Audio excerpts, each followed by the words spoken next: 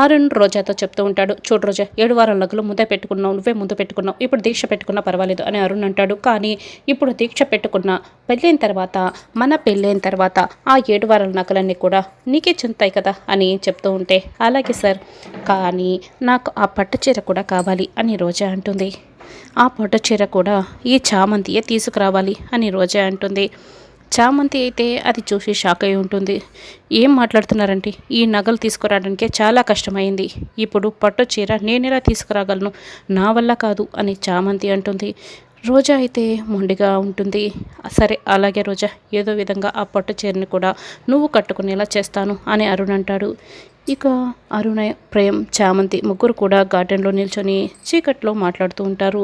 రే ప్రేమ్, ఏదో ఒకటి చేసి ఆ పట్టు చీరని నువ్వే తీసుకురావాలి అని అరుణ్ అడుగుతూ ఉంటాడు. చూడు, ఆ పట్టు చీరని నేను తీసుకువస్తే పని అవ్వదు, నువ్వు వెళ్ళి తీసుకురావాల్సిందే అని ప్రేమ్ అంటాడు. ఏంటి నేనా అని అరుణ్ అయితే చాలా షాక్ అయి అడుగుతూ ఉంటాడు.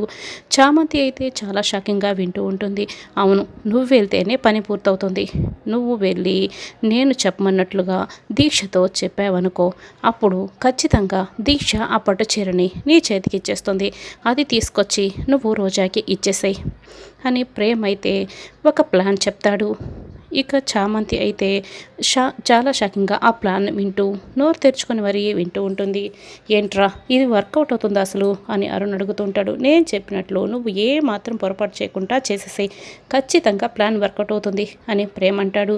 ఆ ప్లాన్ ప్రకారమే అరుణ్ అయితే దీక్ష దగ్గరికి వెళ్తాడు.